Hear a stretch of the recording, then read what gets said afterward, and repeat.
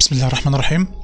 الحلقة ديت هنتكلم عن ازاي نعمل الباتش فايل او الفايل ده هنستخدمه علشان نرن البرامج بتاعتنا على السوبر كمبيوتر. تمام. اخر حاجة عملناها المرة اللي فاتت اللي هو خلاص عملنا لوجين على السوبر كمبيوتر. تمام. وظهر لنا الشاشتين دولت دي اللي فيها الفولدرات والفايلات اللي هي على السوبر كمبيوتر في الجزء اللي هو على اليمين هنا، والشاشة دي اللي هي الكوماند لاين بتاعت السوبر كمبيوتر. تمام. هنا الجزء الشاشة ديت مقسومة جزئين، الجزء اللي على اليمين الحاجات اللي موجودة على السوبر كمبيوتر، واللي على الشمال الحاجات اللي موجودة على الكمبيوتر عندك. تمام. في الجزء اللي هو على اليمين هنا نعمل كليك يمين كرييت فولدر. تمام. ونسميه داتا. انا اصلا عامل فولدر اسمه داتا فمش هعمل واحد تاني. الفولدر اسمه ده اللي هتحط فيه الملفات والحاجات اللي انت بتاعتك، يعني بتاعت الشغل بتاعك. تمام. طيب عايزين بقى نعرف ازاي نرن البرامج يعني وكده. فعشان نرن برنامج لازم نجهز ملف دوت اللي هو بينتهي بدوت اس اتش. تمام. ده بيبقى فيه الاوامر اللي هي تشغل لنا البرنامج، بس لازم في الاول كده شويه حاجات ثابته. تمام. ايه الحاجات الثابته دي؟ نكبر كده شويه. تمام. طيب اول سطر بيبقى طبعا اول كام سطر دول بيبداوا بعلامه اللي هي الشباك اللي هي شيفت 3. تمام. اول سطر خالص دوت ده ثابت، يعني ده لما اجي بشغل الملف ده الجهاز او الكمبيوتر بيفهم، السوبر كمبيوتر يعني بيفهم ان دوت شغله بالباش فايل، بالباش بروجرامينج لانجويج. تمام. فده فائده اول سطر. تمام. المجموعه السطور دي اللي هي الملف الاوامر او الكونفيجريشن بتاعه السوبر كمبيوتر او الجوب اللي هي بتاعتك. اول واحد طبعا كلهم بيبداوا بشباك اس باتش، بالاس باتش كلها كابيتال. تمام. بعد كده مسافه، بعد كده شرطتين. تمام. بعد كده اسم الحاجه نفسها اللي هو الفاريبل. تمام. بعد كده بيساوي والفاليو بتاعته. تمام. فاول حاجه اللي هي الجوب نيم، طبعا الترتيب دوت مش لازم نفس الترتيب ده، اي ترتيب. تمام. الجوب نيم بيساوي تكتبي، ممكن تكتبي اي اسم، اي اسم مثلا نسميه ايه، ترايل مثلا. ممكن تغير اسم تخلي اي حاجه. البارتيشن ده اللي انت عايز تشتغل عليه اللي هو سي بي يو او جي بي يو، هنا في الحاله ديت سي بي يو. تمام. النمبر اوف تاسكس ديت اللي هي النمبر اوف الكورز اللي انت عايز تستخدمها. انا كاتب بيساوي كام؟ 24. تمام. تقريبا النود الواحده فيها 24 او 32 كور، مش فاكر بالظبط او مش متاكد يعني. تمام. النودز اللي هي السي بي يوز شرطه بير تاسك ديت اللي هي ايه، النمبر اوف نودز. تمام. اللي هي نود واحده فيها 24 استخدم منها 24 كور. تمام. التايم ده اللي هو التايم اللي انت عايز ترن الجوب ديت فيه، الرقم ده بيساوي يعني قد ايه بالظبط؟ 12 يوم، بعد كده 50 ساعه 50 ساعه و20 دقيقه وصفر ثانيه. تمام. هنلاحظ هنا من اليوم وعدد الساعات في شرطه. تمام. طيب ايه تاني؟ هنا النمبر اوف تاسكس ديت اللي هي النمبر اوف كورز قلنا عليها، مش لازم يبقى بالظبط عدد الكورز اللي الموجوده في النود الواحده. يعني ايه؟ نفترض ان النود الواحده فيها 24 كور، مش لازم اكتب 24، ممكن 1 2 5 10 اي حاجه. طبعا كل ما بتزود عدد الكورز كل ما الوقت اللي انت بتستهلكه في الرن دي بيزيد، وبرضو احتمال يكون سرعه الرن نفسها بتزيد. ليه احتمال؟ علشان مش لازم الزياده تبقى لينير. يعني لو انا بزود الكور مثلا على الاكس، محورين كده مثلا اكس وواي، الاكس هو عدد الكورز والواي اللي هي السرعه او اللي هو ايه الوقت مثلا. تمام. فلو انا بزود الكور كده بيزيد من الشمال لليمين، يعني مش لازم النقص في المده تكون بتقل لينير. تمام. ممكن تكون بتقل اللي هو بتقل في الاول كده بسرعه، بعد كده تثبت. فكل ما ازود بالمده السرعه مش هتزيد اكتر من كده خلاص، ده اقصى حاجه عندها. تمام. نعرف ده ازاي؟ ممكن تجرب، يعني مثلا تجرب مثلا كذا رن، واحده مثلا 1 كور، الثانيه 2 كور وهكذا، وتشوف انهي واحده الاسرع. هل الزياده بتزيد لينير؟ تمام. يعني مثلا كانت اول رن كانت 1 كور، الثانيه كانت 2 كور، هل المده قلت للنص ولا قلت لقد ايه بالظبط، وتعرف بقى ساعتها هل المده، يعني المده بتقل لينير ولا نظامها ايه يعني، علشان ما تستهلكش مده من اللي انت الرقم احنا كنا كاتبينه اللي هو عدد كورز، كور اور. تمام. في حاجه ممكن تستخدم فيها كور اقل ويديك نفس السرعه. تمام. طيب ده كده الحاجات اللي هي بتاعت السوبر كمبيوتر نفسه. ده بقى الامر نفسه اللي هيشغل البرنامج بتاعنا. تمام.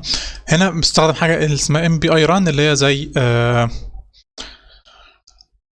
ايه، حاجه موجوده في السوبر كمبيوتر، تمام، مكتبه او حاجه زي كده يعني. تمام. بتاخد ارجيومنت اللي هو شرطه ان بي، اللي هي نمبر اوف بروسيسورز، تمام، اللي هي الرقم اللي هكتبه طبعا بعديه لازم بيساوي او اقل من عدد التاسكات، النمبر اوف تاسكس، يعني اللي هي ايه، النمبر اوف كود اللي انا بستخدمها. تمام. يبقى ده كده ده حاجه خاصه بالسوبر كمبيوتر، مكتبه او برنامج خاص في السوبر كمبيوتر. تمام. من اول هنا ده البرنامج اللي انا عايز استخدمه بقى. تمام. البرنامج اللي هو اسمه نام دي، ده خاص بالداينامكس، البروتينات وكده يعني. تمام. وبياخد الانبوت فايل وبيطلع لي اللوج فايل. تمام. الشكل ده اللي هو طريقه استخدام البرنامج اللي اسمه نام دي. تمام. طبعا انت لو هتستخدم برنامج تاني فبتشوف بقى الدوكيومنتيشن بتاعه ازاي بستخدمه، الامر الكوماند لاين بتاعه اللي انا هستخدمه ازاي، لكن ده ثابت.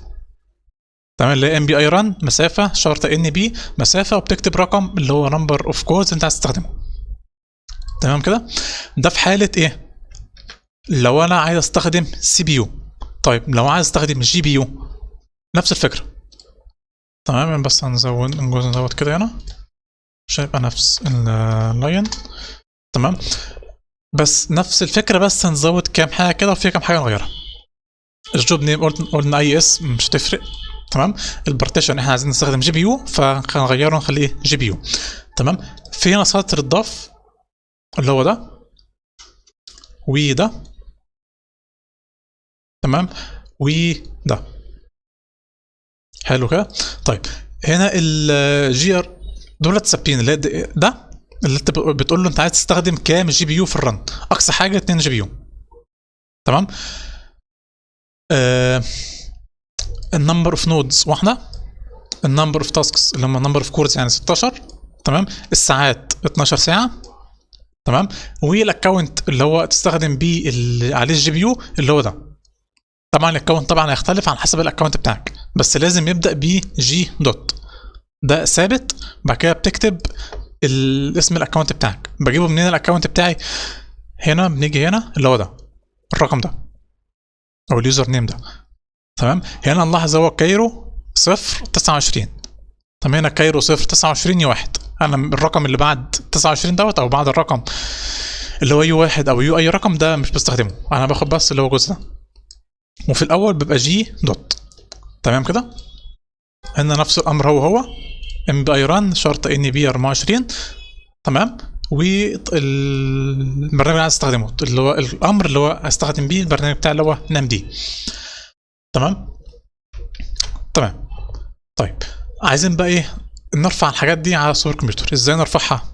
بسيط، الامر بسيط خالص. تيجي هنا وتروح شادد الفايل على السوبر كمبيوتر بس كده. تمام. فخلينا نعمل ده.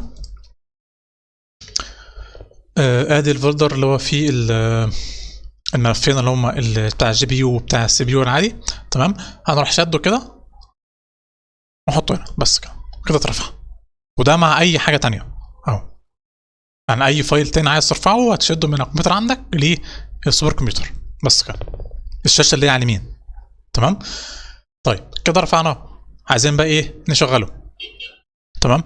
بس عشان نشغل يبقى شغال صح هنحط بس ايه جوه اي حاجه من الفولدرات. كان فين بلاش ده، خلينا نجرب في ده كده. تمام. انا بس بنسخه هنا علشان الاوامر الامر بتاعه هيشتغل من هنا.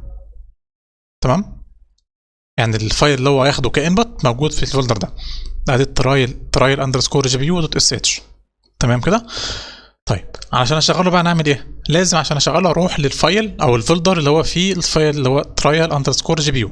فانا اخد الديستنيشن دي كوبي كنترول سي، هنيجي هنا كليك يمين اللي هو البيست، وفي الاول بنكتب سي دي اللي هو تشينج دايركتوري. كده انا واقف في الفولدر ده. عشان بقى اشغل الاس اتش فبكتب اس باتش مسافه اسم الفايل بتاعي، تمام، واروح دايس انتر. هنا لو خدت بالكم ان انا وانا بكتب اسم الفايل دوست على حاجه راح هو كمل لي اسم الفايل بدل ما اكتبه كله، اللي هو الزرار اللي دوست عليه هو التاب. لو انا عملت كده مساحه ندوس تاب اهو، تمام كده شغال. يعني بيقول لك سبميتد باتش جوب اللي هو الرقم ده الرقم بتاع الجوب بتاعتك. طبعا عايز اعرف بقى هو خلص ولا لا او وصل لغايه فين. في امر بنكتبه اللي هو في اللي هو ده واتش مسافه شرطه ان مسافه 1 مسافه اس كيو يو اي شرطه مسافه شرطه يو، بعد كده علامه دولار ويوزر كابيتال. تمام. الاوامر دي هتبقى كلها موجوده في فايل، مش لازم تحفظوها يعني، وهرفعها في في الديسكريبشن يعني. تمام. طب فين الكود؟ الرقم بتاعنا مش موجود. ليه مش موجود؟ علشان ما عملناش لود للبرنامج بتاعنا اللي هو اسمه نام دي. فهنقول له موديول لود نام دي، تمام. النسخه بتاعت ال 2.13 كده عمل لود ونرن تاني. انا بتنقل بالاوامر اللي انا كتبتها بفوق وتحت، الزراير اللي انا كبرت فوق وتحت، تمام. فانا عايزين ده كده، تمام. نيجي في الاس الواتش ليه بقى مش موجود؟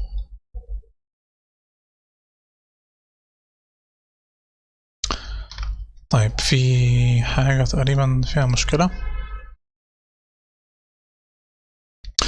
تمام. هو ليه ما اشتغلش؟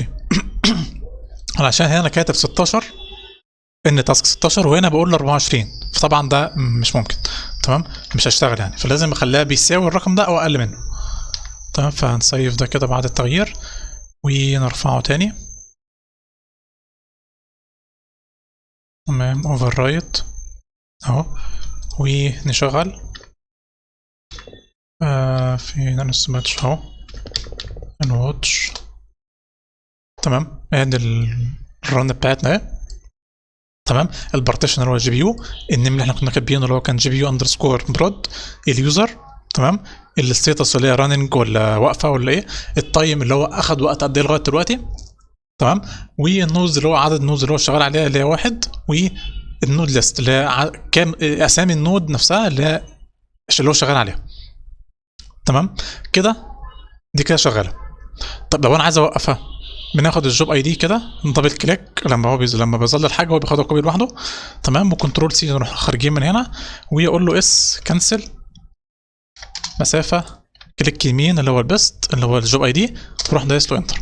نرجع كده نبص اهي مش موجوده بتاعت الجي بي يو، مش موجوده، تمام. تمام. طيب ده كده مع النام دي. هل كله كده بنفس الشكل؟ يعني مثلا لو انا فتحنا دوت كده ماشي، هل كل الباتش فايل هتبقى ليها نفس الشكل كده؟ ولا اللي هو الجزء اللي فوق ده ثابت طبعا، بس هتغير اللي هو النيم لو انت عايز تغيره، تمام. عايز تغير عدد الجي بي يو هتقلله مثلا 1 او كده ماشي. النمبر اوف تاسك اقصاها مع الجي بي يو 16، تمام. الاكونت طبعا هتغيره لو انت ليك اكونت تاني. التايم لو عايز تزوده او تقلله براحتك، تمام ماشي. وطبعا الامر اللي هو ده كده طبعا هغيره على حسب البرنامج اللي انت عايز تستخدمه، تمام. هتعرف الامر ده ازاي؟ من الدوكيومنتيشن بتاع البرنامج نفسه، تمام. بس كده ده كده اللي هو ازاي نعمل باتش فايل ونستخدمه ونشغله على السوبر كمبيوتر. اتمنى تكونوا استفدتوا من الحلقه دي. طبعا الحلقات اللي بعد كده في البلاي ليست بقى بتشرح استخدام بعض برامج زي الامبر تولز وازاي تعمل فيرتشوال سكريننج باستخدام اوتودوك فينا على السوبر كمبيوتر طبعا. اتمنى تكونوا استفدتوا والسلام عليكم.